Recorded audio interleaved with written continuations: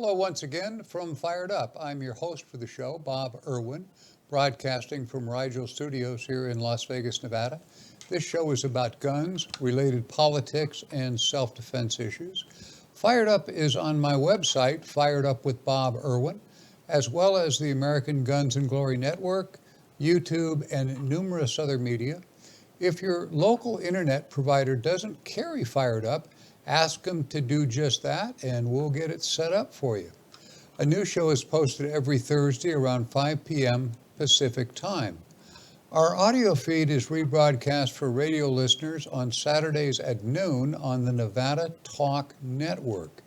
You can check out KELY1230.com for a station in your part of Nevada. If you have questions or comments, send an email to bob@firedupmail.com. That's bob@firedupmail.com, or leave a message on my office recorder. That number is 702-257-1060. That's 702-257-1060. If you don't leave contact information, I cannot call you back. My phone is not designed to capture your number for your privacy. There are several hundred defensive uses of firearms each week in the United States, rarely truthfully or fully covered by any mainstream media. I always select a few for each show for my listeners' education. Most are good shootings, some are questionable, some are just plain wrong, but all are educational for those of you that keep a defensive firearm in your home or carry one for self-defense in your vehicle or on the street. Individual incidents are generally adjudicated under local law, so the advice given here may not apply in the area where you live. Advice from a local gun knowledgeable defense attorney is always recommended. Gun knowledgeable is the key there. Stories are often paraphrased for clarity by translation by me from police jargon, lawyer speak, and regional accents into more standard American English. The incidents are as reported, but the names of the individuals involved are generally deleted. The identification of the cops, the lawyers, and the media are generally used in these stories.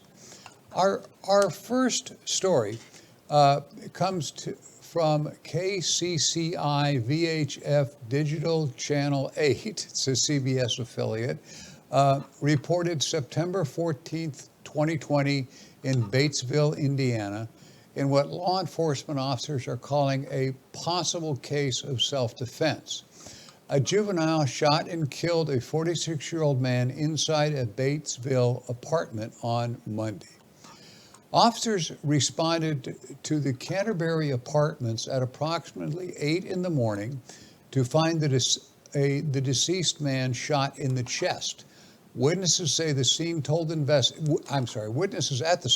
investigators the juvenile shot the man, who was allegedly armed with a knife and attacking this juvenile's mother.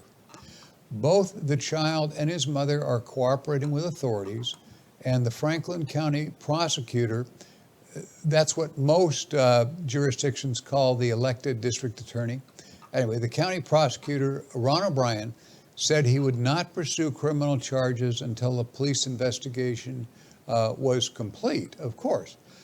After consulting with his prosecutor, Chris Heurkamp, and Police Chief Stan Holt, and he agreed that because of the strong initial evidence of justifiable use of deadly force, neither the juvenile or his mother should be further detained or placed under formal arrest at this time.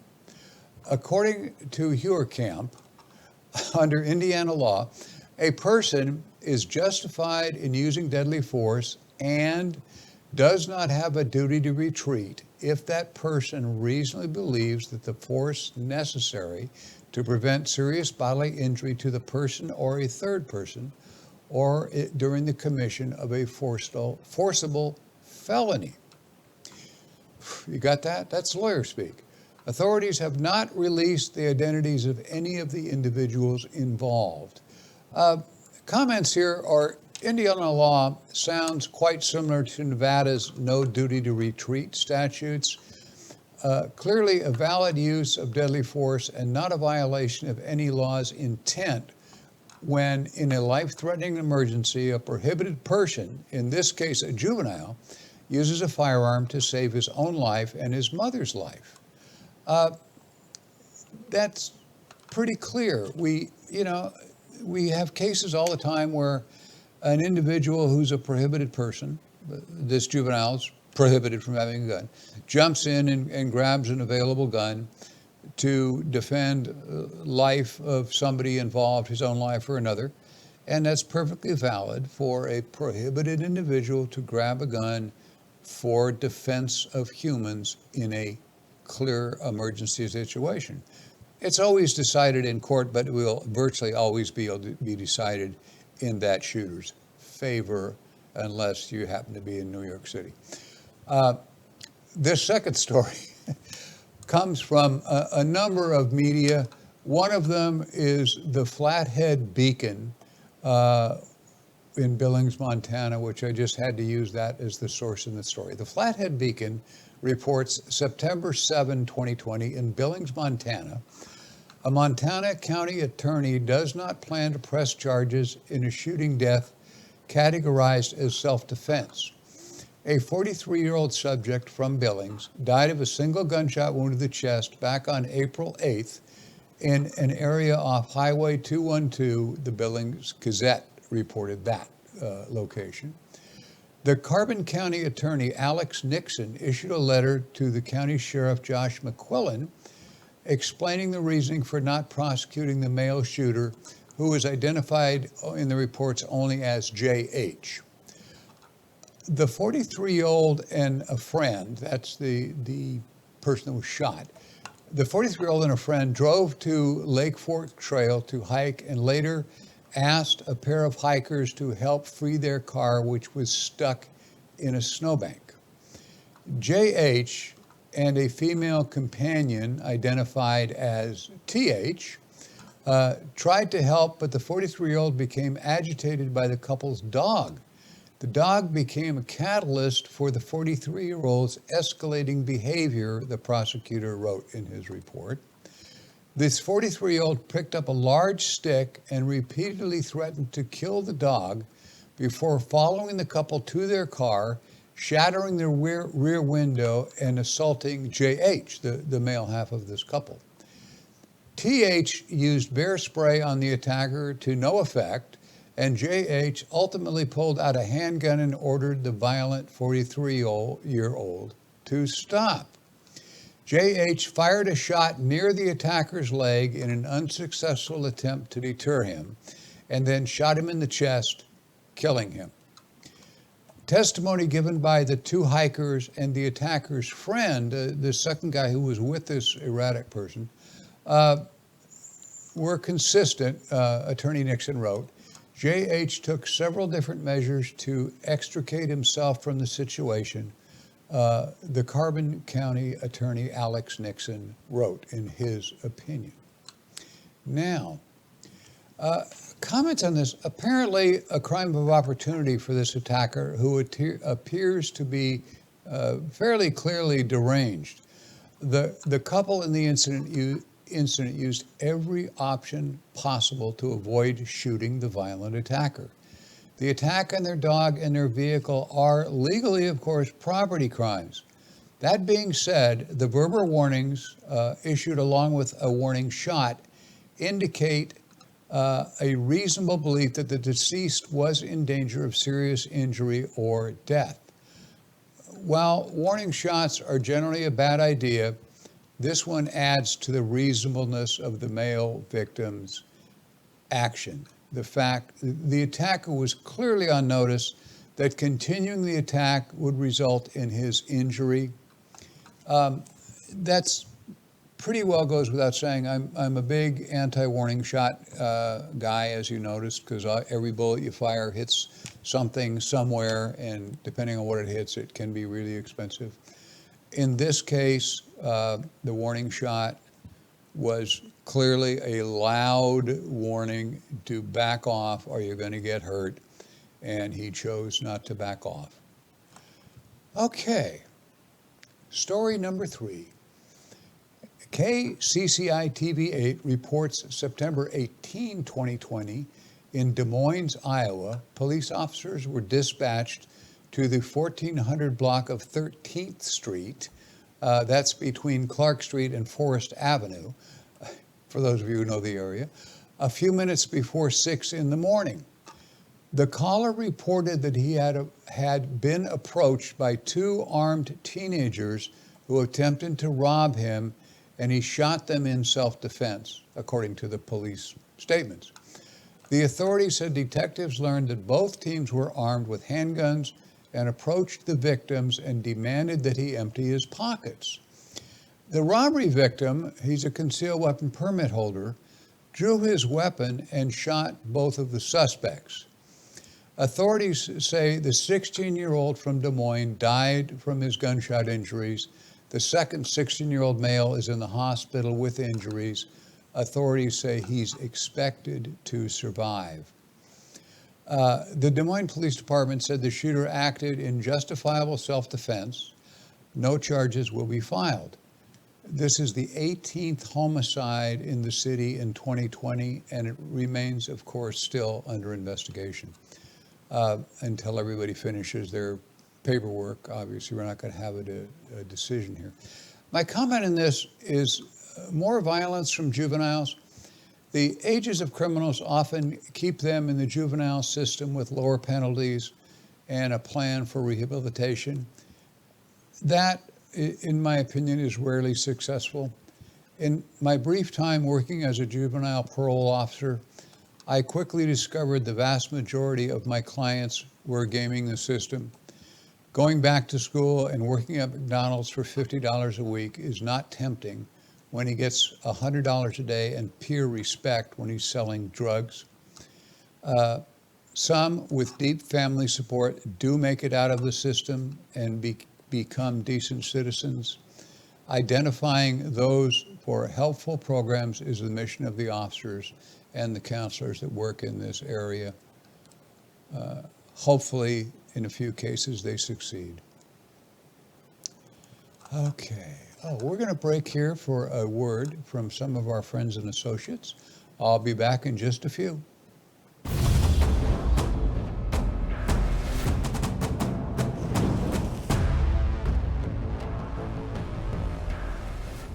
Freestyle Martial Arts, located at Jones and Russell here in Las Vegas. You can reach them at 702-551-9009. That's 702-551-9009.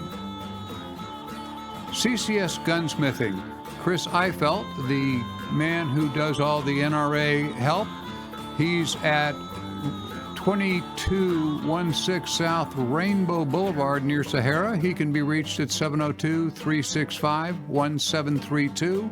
Once again, 702-365-1732. Jerry Creed, a trust attorney. If you have a firearms trust or need one, this is your guy. You can reach Jerry at 702-806-7777. That is 702-806-7777.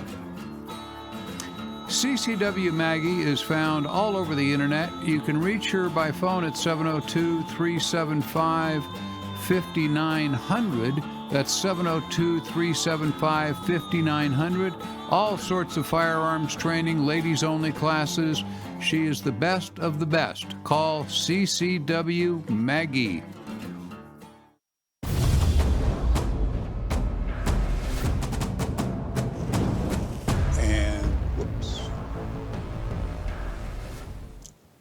And there I am, back again.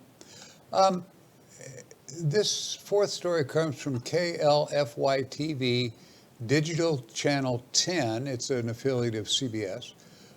Reports that the St. Landry Parish Sheriff's Department in Louisiana is investigating actions taken by a homeowner against a suspect during a home burglary. Sheriff Bobby Gildrose said, "We received a call from neighbors about a house being burglarized and that shots were fired. It happened just outside of town, just outside the town of Washington, where the sheriff said there had been a string of burglarized homes. He added, "We did arrest a burglary suspect with a lengthy criminal history." He says the investigation is ongoing due to shots fired from the homeowner at the suspect. The suspect was not hit. The sheriff said the homeowners have the right to protect themselves and their property. However, he adds you must be able to prove an imminent threat. He added, "I don't want people to think they can't protect themselves, but you have to feel your life or a family member's life is in danger." He explained that once a suspect is fleeing or their back is turned, there's no probable cause for a weapon discharge. He added, once the threat has diminished, law enforcement or homeowners do not have the right by law to take or use deadly force. The homeowners took action. We're investigating the actions taken. Comments here, there is always the question of timing. As a firearm is drawn or displayed, the bad guy usually starts to turn away. The shooter's brain says, fire, as the opponent is turning. Who is younger and faster to react? There is a long section on this in my new book, Self-Defense with Firearms, Use of Force in Nevada. It's available at Amazon.com. It looks like this. This is my new book. It's a pretty easy read, only goes about 80 or 90 pages. And I think you will find it interesting, and you will find it available at Amazon.com. There we go. And then you can read all about this thing of people turning and the guy firing the gun at the same time. It's related to who's more agile. Depends who's right.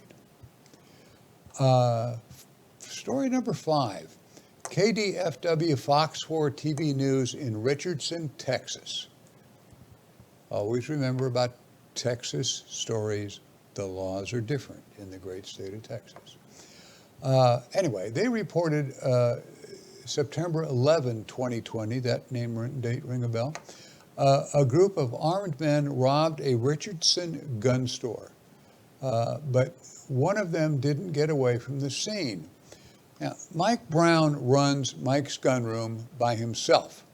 The 77-year-old says the group of masked men first acted like shoppers, and they made it clear that they came to rob the place.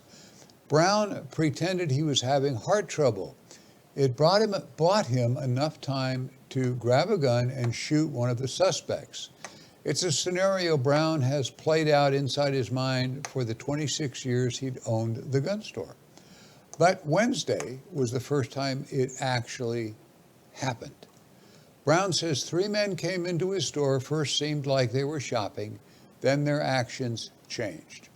They told me to get around behind the counter, get down on the floor.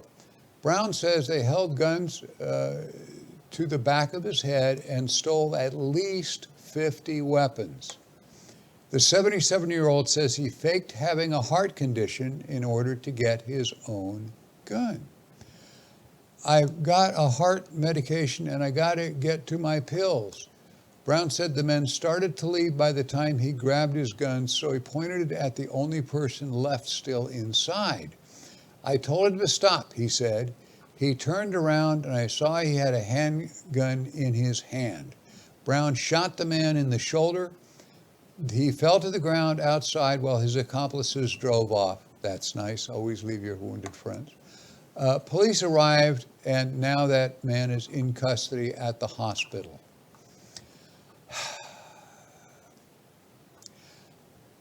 ATF. I would not say it's very common during the day like this to have this situation here, said Sarah Abel of the ATF Dallas Field Division.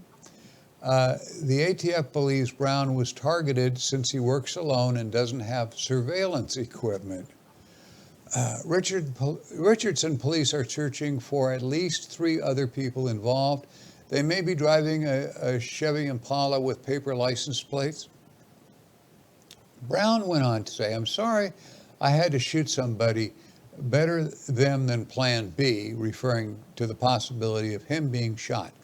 He's a Marine and a Vietnam veteran who says he's used to high-pressure situation, has a message for the ones who got away. "Don't come back," he said. "I've got more ammo." Cute. ATF is offering a $10,000 reward for information leading to an arrest. And those with information, please call their tip line, which is at 1-888-ATF-TIPS. 1-888-ATF-TIPS. That number could obviously be used for any firearms violation that you know of that's going on that could be a federal case. Call 888-ATF-TIPS. Comments on this: gun shops are always a target of robbers and burglars. Guns sell on the street for near retail prices, where stolen jewelry sells for maybe 10 to 15%. As gun sales have skyrocketed in our current times, so have gun shop burglaries and robberies. Many owners now are sleeping in their stores. It is a dangerous time to be involved in the gun business. We're going to break here once more for a word from some of our friends and associates. Don't go away.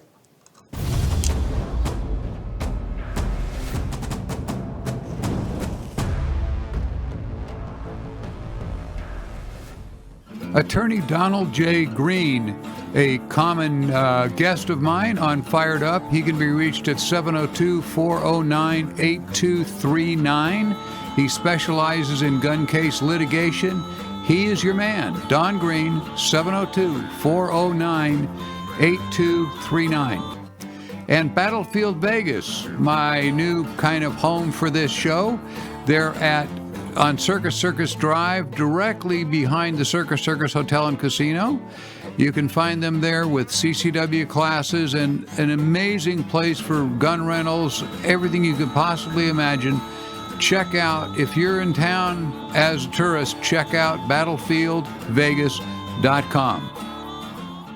Freestyle Martial Arts, located at Jones and Russell here in Las Vegas. You can reach them at 702-551-9009. That's 702-551-9009.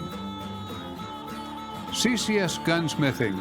Chris Eifelt, the man who does all the NRA help, he's at 2216 South Rainbow Boulevard near Sahara. He can be reached at 702-365-1732. Once again, 702-365-1732. Jerry Creed, a trust attorney. If you have a firearms trust or need one, this is your guy. You can reach Jerry at 702-806-7777. That is 702-806-7777.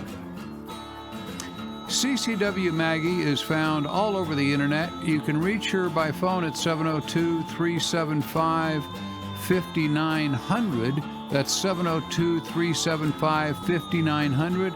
All sorts of firearms training, ladies only classes. She is the best of the best. Call CCW Maggie.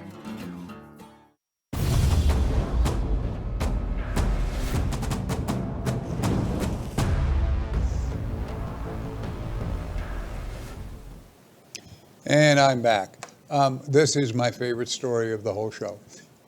Fox News Oregon, a journalist named Bradford Betts, reported September 16, 2020, an Oregon woman was captured on video holding a suspected arsonist at gunpoint on Saturday after she had allegedly caught him on her property carrying only matches. The woman can be seen in the video parking her car, grabbing a gun, and approaching the suspect as he was crossing a road. "Get on the floor right now, face down. What are you doing on my property?" she shouts at the man. "Did you light anything on fire?" When the man tells her that he was just passing through, she asks why he is holding matches. The man tells her the matches were for smoking, but he later admitted he had no cigarettes. The woman then holds him at gunpoint until the police arrive. Amid accusations that the video was fake or staged, the woman wrote on Facebook that the incident truly did happen and there is nothing fake about it. I will tell you something, though. If I needed to do this again to protect my family and my neighbors, I would do it in a heartbeat, except this time I would not be as nice as I was currently.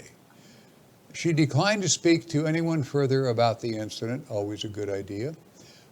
There's some media comment on this before I get to mine.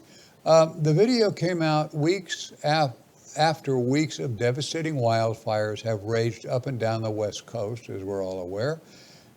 In Oregon, looters and thieves have compounded the tragedy as residents try to evacuate from active fire fronts, and law enforcement staffing is already in short supply. Wildfires ranging across the state have burned more than 1,300 square miles. 1,300 square miles, as this is being written. Fox News, Holly McKay, and the Associated Press contributed to this report. Another incident of an armed citizen justifiably using a firearm to prevent a crime and detain a suspect when law enforcement is unavailable. There is no way of telling how much death and destruction this woman prevented by her actions. Just an amazing thing that she did that and stood her ground and put the guy where he went, was to jail, and he will be doing a lot of years over this because they suspect him, of course, in some of those fires which are arson. The Missoulian, if you have a website from Montana, I guess you use that. The Missoulian.com, a journalist named Paul Hamby, reported September 14th, multiple Billings Police Department cruisers responded just after 8:20 in the evening to the 300 block of South 28th Street. The call for service was a subject apparently trying to rob a pizza delivery man on the south side on Friday night. We did last week a really gut-wrenching story about a pizza guy. This is another one, different guy. Billings Police Sergeant Clyde Reed explained the pizza delivery guy was attempting to deliver pizzas when he claims that he was robbed. While in the process of being robbed, in self-defense, he's claiming, he fired a weapon, striking the suspect. A white sedan at the scene had a cracked windshield with visible holes. Sergeant Reed said the subject was struck in the abdomen and then ran into a nearby alleyway where officers apprehended him. The delivery man remained under questioning by police while the suspect was transported to St. Vincent Healthcare. The condition of the possible would-be robber is unknown. As of this report, he remains in the hospital with a gunshot wound. Sergeant Reed said no arrests have been made and the detectives are at the scene to continue the investigation. Right now, we're trying to contact people in the area to find out what they've seen, trying to prove or disprove what we have been told. I hate that line from a police officer, trying to prove or disprove. That's what courts do. Friday's shooting comes after officials announced a rise in violent crime since the start of the COVID-19 epidemic. The Billings Gazette reported that between March and July, the county tracked robberies increasing roughly 44% in the same period, over the same period in 2019. The uptick in violence comes as ballots are due September 15th for voting against the $12 million public safety levy, which will provide staffing and equipment for Billings emergency responders.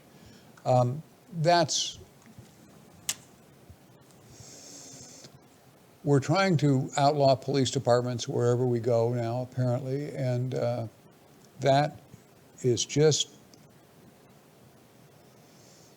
I have my own opinions on that, but when you go to defund the police, the people who need the police the most are the people who aren't getting the protection in the poorer neighborhoods.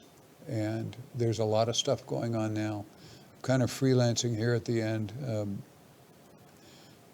Our presidential candidate, Mr. Biden, came out again with more of his rhetoric about getting, moving money to help the police defund themselves and get proper training so all these things don't happen. We're in a real important election, folks. If you do not vote for the Republican ticket all the way down, we're going to lose America. Anyway, you can check out my recent shows at firedupwithboberwin.com. It contains several dozen episodes. Please patronize our friends and supporters. Most of them are having a really hard time keeping up with what they're supposed to be doing. The gun people are about shut down, and the karate studio and so forth are just, the only one making any money are attorneys, I think. In another 20 years, they'll have all the money. We'll be back next Thursday on my website, firedupwithboberwin.com. Also on the American Guns and Glory Network, numerous other websites, television, and radio stations. When watching any media, just click on subscribe, and new shows will be sent to your phone or computer automatically. My logo merchandise, hats, shirts, and books, mostly books, are available at Battlefield Vegas, just behind Circus Circus on the Las Vegas Strip. If you are ever in Las Vegas, Battlefield Vegas is a must-see attraction. You can shoot a minigun or any of hundreds of firearms and even crush a car with an Abrams tank at their affiliated outdoor facility. They do provide transportation. You can contact them at info@battlefieldvegas.com. Thank you for watching Fired Up. We'll be back next week with more stuff. Have a good day.